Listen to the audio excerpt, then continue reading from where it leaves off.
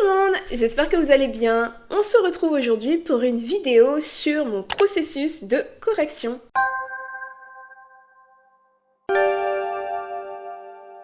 Dans cette vidéo, j'aimerais vous expliquer comment je m'y prends pour corriger mes romans aujourd'hui en 2026. Et je précise bien aujourd'hui en 2026 parce qu'il est possible que ce processus de correction change au fil des ans. J'ai déjà expliqué quelques fois dans mes vlogs d'écriture comment je m'y prenais pour organiser mes corrections, mais c'est vrai que ces informations sont dispersées dans plein de vidéos différentes.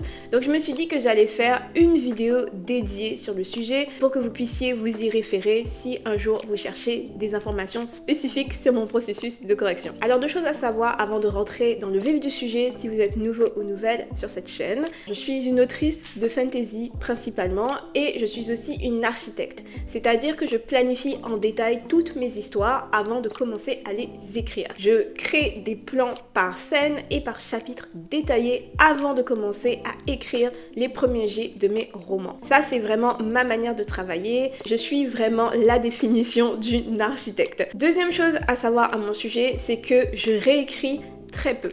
Je n'aime pas la réécriture, donc le moins de réécriture j'ai à faire, le mieux je me porte. Je fais toujours de mon mieux pour que la première version de mon histoire soit la plus proche possible de la version finale. Ce qui m'aide à faire ça, c'est justement de faire des plans détaillés avant de commencer à écrire.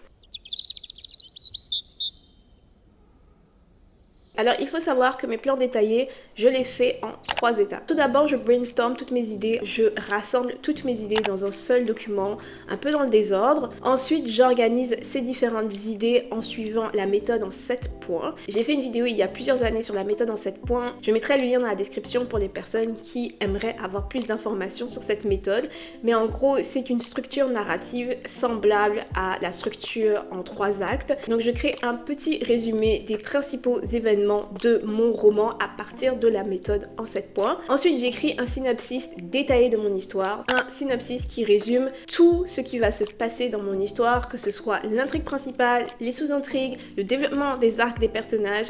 J'écris tout dans ce synopsis. Et enfin, à partir du synopsis, je crée un plan par scène. Il y a plusieurs années, je faisais juste des plans par chapitre, mais depuis 2-3 manuscrits, je fais des plans par scène. Du coup, avant même d'écrire le premier jet de mes romans, techniquement, j'ai déjà écrit l'histoire de 3 manières différentes. D'abord, sous la forme de résumé à partir de la structure en 7 points. Ensuite, sous la forme d'un synopsis détaillé et enfin sous la forme d'un plan par scène. Donc quand vient le moment pour moi d'écrire mon premier jet, je sais déjà exactement ce que je veux écrire, je sais déjà exactement dans quel ordre les différents événements de mon histoire vont s'enchaîner, je sais aussi comment les arcs de mes personnages vont se développer, je sais comment fonctionne le monde dans lequel mes personnages vont évoluer, donc je sais vraiment tout ce que j'ai besoin de savoir sur mon histoire avant de commencer à l'écrire. Enfin, autre chose à savoir à mon sujet, c'est que j'écris de manière chronologique et très détaillée. J'écris mon histoire dans l'ordre. Je suis vraiment pas capable d'écrire mon histoire dans le désordre, d'écrire une scène ici, une scène par là et à la fin de tout rassembler. J'ai vraiment besoin d'écrire toute mon histoire dans l'ordre dans lequel je l'ai planifiée, dans l'ordre dans lequel les événements se déroulent. Donc j'écris mon histoire de manière chronologique et je l'écris aussi de manière extrêmement détaillée, donc comme si c'était la version finale de l'histoire. Il y a des auteurs, je sais, qui écrivent leur premier jet de manière simplifiée, c'est-à-dire qu'ils vont écrire peut-être 1 ou 2 descriptions, les lignes de dialogue et après, lorsqu'ils écriront la deuxième version de l'histoire, ils viendront ajouter des informations. Je ne peux pas travailler comme ça. J'admire les gens qui peuvent travailler comme ça parce que c'est une manière d'écrire plus vite, donc ça permet de terminer ses premiers jets plus rapidement, mais je ne suis pas capable de faire ça. J'ai vraiment besoin d'écrire mon histoire du début jusqu'à la fin dans ses moindres détails et de manière chronologique. Donc bref, tout ça pour dire que je planifie mes histoires en détail avant de les écrire. J'écris mes premiers jets de façon très détaillée et aussi dans l'ordre chronologique. Résultat, mes premiers jets se rapprochent beaucoup de la version finale de l'histoire et sont généralement très propres à un niveau structurel et des fois même à un niveau stylistique. Maintenant, on en arrive à la correction. Comment je m'y prends pour corriger le roman une fois que j'ai terminé d'écrire le premier jet ? Alors la première chose que je fais, c'est de faire une pause, juste pour prendre de la distance par rapport à mon texte. Cette pause peut durer de 2 semaines à 1 an. Généralement, c'est 2 semaines à 4 mois, mais je dis 1 an parce que le tome 4 de La Semeuse de Vent, il m'a fallu environ 1 an avant de le relire. Donc pour certains projets, la pause peut durer plus longtemps, mais de manière générale, j'essaie de ne pas dépasser 3-4 mois de pause entre l'écriture et la correction d'un projet. Ensuite, une fois ma pause terminée, je fais une relecture complète de l'histoire. Je relis mon premier jet comme si j'étais une lectrice, tout en prenant des notes sur l'histoire, l'intrigue, les événements du roman, les personnages. L'idée ici, c'est de relever les problèmes structurels. Donc je fais attention à l'intrigue, aux incohérences, au rythme de l'histoire. Donc est-ce qu'il y a certains passages qui sont trop lents, d'autres passages qui sont beaucoup trop rapides et qui mériteraient d'être davantage développés. Je fais aussi attention aux personnages. Est-ce que tous les personnages importants ont une personnalité bien marquée? Est-ce que les héros ont des arcs narratifs qui ont du sens? Est-ce qu'il y a des personnages qui sont inutiles et que je pourrais juste supprimer de l'histoire sans que ça ne change rien à l'intrigue? Je fais aussi à ce moment-là beaucoup attention à mon foreshadowing et à mes fusils de Tchekhov. J'ai fait une vidéo sur le foreshadowing, le fusil de Tchekhov. Je mettrai le lien vers cette vidéo dans la description. Mais en gros, c'est des éléments disséminés dans l'histoire pour annoncer, sous-entendre que quelque chose d'autre va arriver dans la suite de l'intrigue. Donc j'accorde une attention particulière à ces éléments-là. Je vérifie s'ils fonctionnent bien. Je regarde aussi s'il n'y en aurait pas d'autres que je pourrais rajouter, puisque ces techniques narratives-là aident à rendre l'histoire plus logique, puisque ça permet d'annoncer, de sous-entendre de futurs événements, de futures actions des personnages. Donc je pense que c'est toujours bien d'en mettre là où on peut. Toutes ces notes que je prends pendant que je suis en train de relire mon histoire, je les ajoute à mon plan. Donc comme je l'ai dit un petit peu plus tôt, pour tous mes romans, je fais un plan par scène avant de commencer à écrire. À ce moment-là des corrections, je reprends ce vieux plan par scène et j'écris pour chaque scène quelles sont les corrections que j'aimerais apporter à mon histoire au niveau structurel. Une fois que j'ai toutes mes notes, je reprends mon fichier Scrivener et j'applique progressivement mes corrections à chaque scène de l'histoire. Je garde le plan par scène à jour, c'est-à-dire qu'à chaque fois que je fais une correction dans mon manuscrit, je modifie le plan par scène. Dès qu'il y a un changement dans l'histoire, je transpose ce changement dans le plan. Donc si je décide de supprimer un chapitre, je vais supprimer le chapitre dans le plan aussi pour que plan et manuscrit correspondent toujours le plus possible. Dans la plupart de mes histoires, il y a beaucoup d'éléments à prendre en compte et ça aide vraiment énormément d'avoir un plan lorsqu'on a tant de choses auxquelles il faut faire attention. Une fois que j'ai appliqué toutes mes corrections structurelles, je laisse à nouveau reposer mon texte pendant quelques jours. Au minimum 1 semaine, l'idéal étant 2 semaines. Là, je relis à nouveau le texte pour vérifier si les changements que j'ai faits fonctionnent bien, s'il y a encore des éléments structurels qui devraient être améliorés. Si je vois des problèmes, je les prends en note et je vais les corriger après comme je l'ai fait auparavant. Mais honnêtement, c'est plutôt rare que j'ai besoin de faire ça. Comme je structure mes histoires avant même de commencer à les écrire, généralement la structure est plutôt correcte quand j'arrive à la phase correction. Donc une fois que je suis satisfaite de la structure de mon histoire, donc de mon intrigue, des arcs de mes personnages, je peux passer à l'étape suivante. Et là, je peux enfin me concentrer sur le texte à proprement parler. C'est à ce moment-là que je relis à nouveau mon histoire, mais en accordant une attention particulière au style, donc à comment je raconte l'histoire.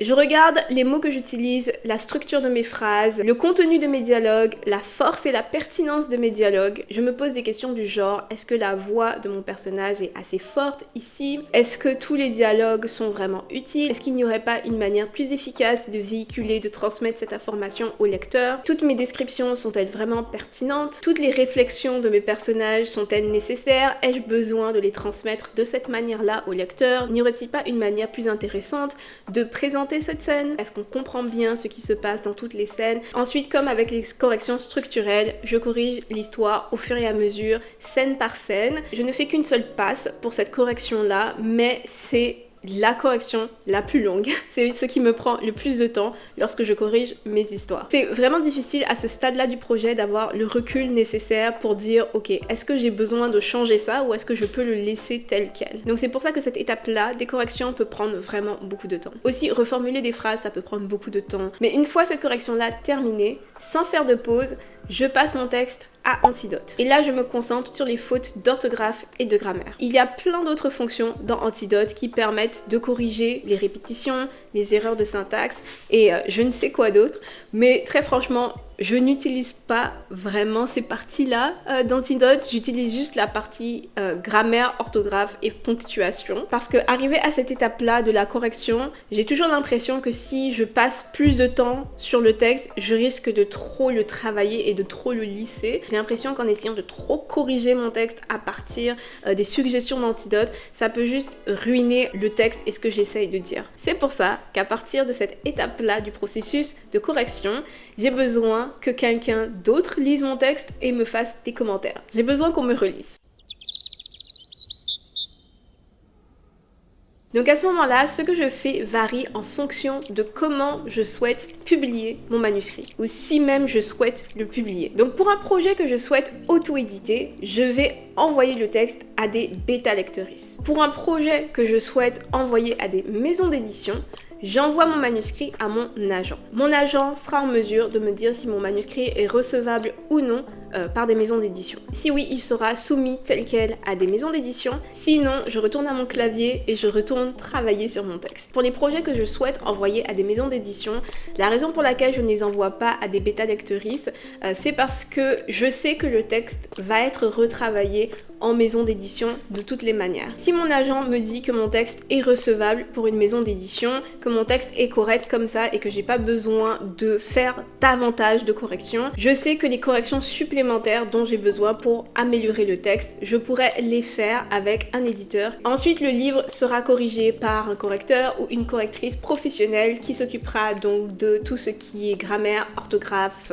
syntaxe, ponctuation, etc. Et enfin, un autre professionnel de l'édition mettra mon roman en page, s'assurera qu'il n'y a pas de problème au niveau des marges, qu'il n'y a pas de veuve, d'orpheline, de rivière blanche, tous ces problèmes dont je ne connaissais pas le nom avant de me lancer dans l'auto-édition. Pour les projets en auto-édition maintenant, je ne serai pas accompagnée par un éditeur, donc j'ai besoin que des personnes extérieures puissent me faire leurs commentaires et me dire ce qu'elles ont pensé de mon roman pour m'aider à savoir si j'ai besoin de l'améliorer ou si il est prêt à être publié tel quel. J'ai fait une vidéo il y a quelques mois sur la bêta lecture, sur comment je trouve mes bêta lecteurs, etc. Donc pour les personnes qui aimeraient avoir plus d'informations, je vous renvoie à cette vidéo. Je mettrai aussi le lien dans la description. Généralement, à ce stade du projet, les corrections que je vais faire en fonction des retours de mes bêta lecteurs vont être minimes. C'est rare que j'ai besoin de faire beaucoup de corrections. Souvent, ça va juste être une ligne de dialogue à changer, un élément de l'histoire, à expliquer davantage. Et ça, ce sont des éléments que je peux améliorer, que je peux corriger avec une ou deux phrases. Donc à ce stade-là, généralement, les corrections sont minimes. Après la bêta lecture, je repasse mon texte dans Antidote ou alors, si j'ai le budget, j'envoie juste mon roman à un ou une correctrice professionnelle. Et ensuite, pour l'auto-édition, toujours, il va falloir que je mette en page mon texte moi-même et que je commande une épreuve pour vérifier la mise en page. Je relis mon épreuve, donc je relis mon histoire une énième fois, juste pour vérifier si tout est bon, si je n'ai pas laissé de coquilles, si la mise en page est bonne. Et normalement, mon livre, à ce moment-là, est prêt à être publié. Mais comme vous pouvez vous en douter, à ce moment-là du processus, je connais mon histoire par cœur et je commence à en avoir un peu marre de la relire encore et encore. Si, lors de votre processus d'écriture, vous atteignez ce stade, le stade où vous en avez vraiment marre de relire votre texte, je pense que c'est un signe que le texte est prêt et qu'il est temps de passer à autre chose. Mais voilà, c'est comme cela que je corrige mes romans en 2026. J'espère vraiment que vous aurez trouvé cette vidéo intéressante. N'hésitez pas à me partager votre propre processus de correction. Est-ce que vous avez des trucs, des astuces, des choses que vous aimez bien faire, des choses que vous aimez moins faire? Aussi, j'ai un Patreon sur lequel je partage régulièrement du contenu bonus. Il y a quelques mois, j'ai partagé un template Scrivener qui explique de manière assez détaillée comment je m'y prends pour planifier mes romans, quelles sont les différentes étapes que je suis. Comme c'est un template, vous pouvez, si vous le souhaitez, l'utiliser pour planifier comme moi, si vous voulez, ou alors vous pouvez l'adapter à votre manière de planifier et de travailler. Les gens abonnés à mon Patreon avec l'abonnement pour les auteurs et l'abonnement pour les lecteurs et auteurs peuvent le télécharger. Donc si ça vous intéresse, n'hésitez pas à aller jeter un œil à mon Patreon. Et à ce sujet, je tiens à remercier tous mes Patreons pour leur soutien. Donc merci Marie, Les Livres et Petits Chats, Esther, Pascal, Joué Riva, Joanna Wefa, Marianne et TM. Merci à tous pour votre soutien sur mon Patreon. On se retrouve très vite. Portez-vous bien tout le monde et à bientôt. Bye!